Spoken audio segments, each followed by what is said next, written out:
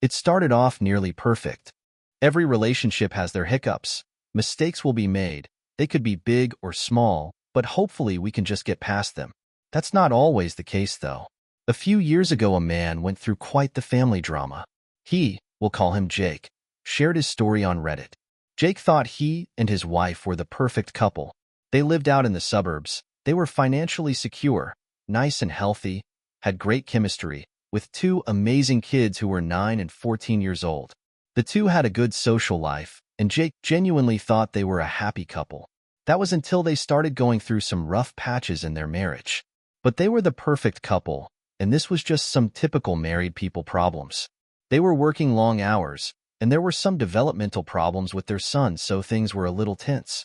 Nothing they can't work through, right? That's exactly what Jake was thinking, until he eventually caught on to something that seemed a bit strange. His wife was spending a little more time than usual texting her girlfriends. He looked into it and found nothing good. At first, Jake didn't think much of it. He thought they were stronger than the small bickering, but even so, he started making an effort to be better. He did everything he could to improve their relationship status by getting out of work when he could, helping around the house, being more emotionally available, and much more. But nothing seemed to work for him. Jake thought he was taking the right steps, but he realized the gulf between them just kept getting wider and wider, and there was seemingly nothing he could do about it.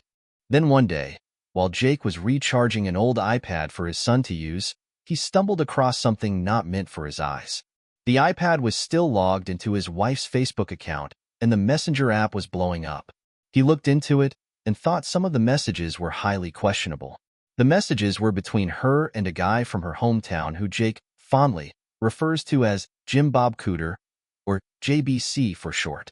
Jake analyzed the messages between his wife and JBC, and, although some messages had clearly been deleted, he figured that even though the messages weren't completely innocent, they weren't enough to get too worked up about. Jake made a mental note to keep an eye on it, but overall focus on his marriage and fixing what was broken. The next day, Jake was doing all he could to find new ways to make his wife happy by doing some projects around the house and writing her sweet love notes to remind her how much he appreciated her and respected her. All the while, instead of being impressed with Jake's efforts, she was just sitting in the living room, texting her girlfriends. Being naturally curious, Jake took his son's iPad into his office to take a peek at what he'd seen earlier that week. He opened up the Facebook Messenger app, and sure enough, he started seeing some suspicious activity. The betrayal was heartbreaking. Jake watched, in real time, as his wife betrayed him in multiple ways. She and this man he didn't even know talked about Jake as if he was the scum of the earth. They were making fun of him, pointing out his flaws. His wife was even exploiting his insecurities and his deepest secrets that were told in total confidentiality to this mystery man. She continued digging even deeper, and just when he thought it couldn't get any worse, they started incorporating a provocative undertone to their messages. It got even worse when his wife and JBC started talking about Jake's bedroom performance, and they were definitely not the kindest of reviews. This was devastating for Jake to read, to say the least. But Jake had to think of a plan, something to help his situation.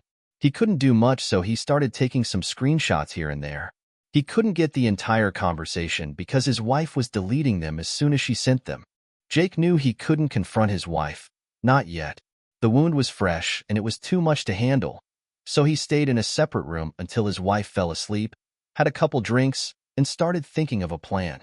He had to face the music. Jake decided to take off work the next day. He spent it doing some soul-searching, drinking, and figuring out what his next move should be. When his wife came home, she started asking what was wrong and if everything was okay. Jake simply said he had a bad day, and she left it at that. Unconcerned with her husband, she went straight to her phone and started talking to JBC again. As it happened, Jake recalled, I began a couple solid weeks of taking screenshots, drinking and detaching myself from the relationship. I knew there was no going back from this. The messages were now overtly flirtatious with my wife, completely into it, and JBC was sprinkling in I love yous. That was it for Jake. No more waiting around for a plan. He had to take some action. He contacted his lawyer and decided to start making moves with this issue. That's where things started to get surreal for Jake. He knew their plans, so he needed his own. As Jake watched the messages, he found the very next day, Jake's wife started telling him about her plans for the weekend. Except she was saying she needed a spa weekend with the girls. She said she needed to relax and have some time to herself. Jake went along with it. He said it was a great idea and that she deserved this time. They agreed that after her spa weekend, they would work on their marriage. Knowing that this was all a bunch of bull, Jake agreed with it and said he'd do whatever was necessary to get their marriage back on track. Jake's wife was clueless to his awareness and was happy as can be, thinking she had just about pulled it off. Little did she know, right after their talk, Jake went off to meet with the lawyers. He spoke with the lawyers to draft the perfect separation agreement. It said she'd move out, only get weekend visitation, and no child support in the interim until the divorce was finalized.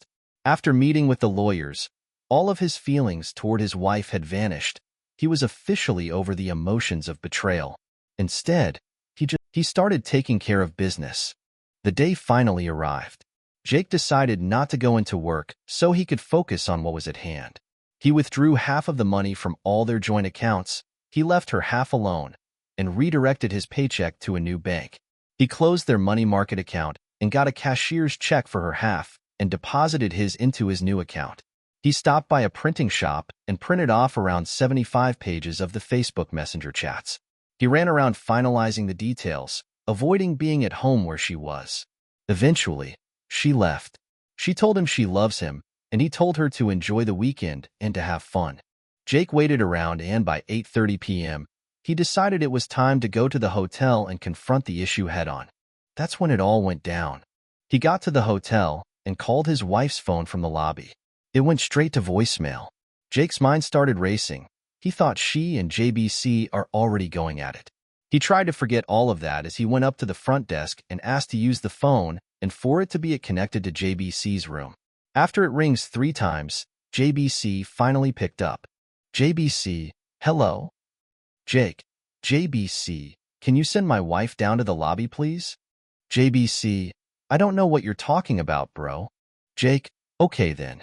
I guess I'll have to call Mrs. JBC and get her down here. Totally a bluff. I knew he was married, and I knew her first name, but that was it. JBC, inaudible, shuffling, panic. Jake, you got 5 minutes. Click. After this call, his wife came down the elevator, confused and concerned about what's awaiting her. Jake sat her down in the corner of the lobby, and his wife started trying to make excuses. He wanted nothing to do with that. He started explaining how things were going to be. I'm not here to argue. The things that are said in this pile of papers are what's going on. The only way I'm not giving a copy of this to our daughter, your parents, and emailing it to everyone we know is if you move out immediately. His wife was very prideful. Their daughter was going through a rebellious teen phase, and if she knew what her mom did, it would have forever killed their relationship. His wife was also her parents' golden child, and she always worried about what they thought of her, and her professional life depended completely on her reputation. Jake knew the only leverage he had was to pull this shame card, so that's exactly what he did. She started crying and saying things that made no sense. Jake kept on going, though. He gave her a check for half of the money in their accounts, told her that he already split up everything for them, and explained that she would have enough money to get her own place away from him and the kids. She started crying even more, but Jake wasn't having any of it. She tried to fix her faults, but it was too late. He gave her the separation agreement, and he stated that it was more than fair considering her infidelity. He demanded that she sign it and move out of the house as soon as her weekend was over. Before she could argue, he brought up the screenshots again so he could play the guilt card one more time. He left it at that. He simply told her to enjoy the weekend and walked out, and heard her breakdown in the background. Jake made it out the door and into his car before he had a breakdown of his own.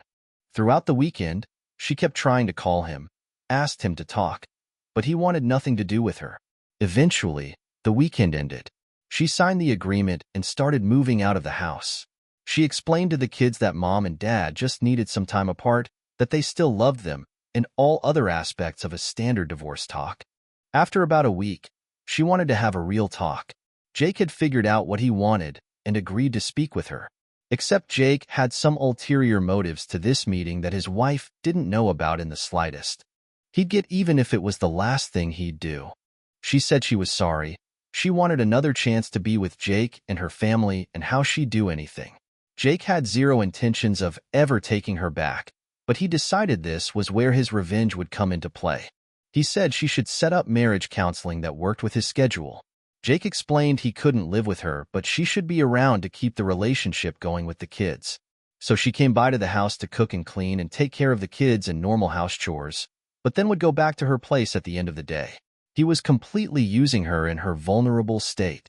They continued to go to therapy, but Jake was determined to stay the victim, and he intentionally blamed all problems on her. He wasn't ever going to give her a chance. All he wanted was to kill time, to establish himself as the primary caregiver to the kids, and he made sure she didn't have residency in the house. After 6 months of couple therapy, personal therapy, and many conversations, Jake finally broke it to her that for once and for all, he needed a divorce. But to keep her still a bit interested, he said she was still the love of his life, and that someday he might give it another try. She was heartbroken, but agreed, thinking that they still had a chance in the future. But that wasn't enough for Jake. He needed the kids to be on his side as well, and he had quite the plan to ensure that would happen. He just had to get the kids involved. Jake started leaving his computer open with a Google search with articles uptitled, "How to Survive Your Wife's Infidelity." He got exactly what he wanted, and no one knew. Eventually, the divorce was finalized. Jake got the house, the kids, and generous child support since he switched to part-time during this experience. For 2 years now, Jake has been able to live in his house with his kids, work part-time, have his ex subsidize his income, and whenever she has the kids for the weekend, he has some women come over for some pleasurable evenings. To his kids, he's the perfect dad who was kind and always took the high road. To his ex-wife, he was the one that got away. She even tries to get back together with him every once in a while, and he pretends to indulge that request just so she'll come over for an evening every once in a while for a little nookie. But Jake knows that they will never reconcile. Jake figured out how to get exactly what he wanted out of a terrible situation by manipulating his wife, his kids, and anyone else along the way. She did hurt him and betrayed his trust, but were his actions truly justified? We're not so sure if he deserved that nice guy reputation after knowing the true intents behind his actions. What do you think? Was he in the right for reacting how he did? Should he have given her another chance, or at the very least left the kids out of it?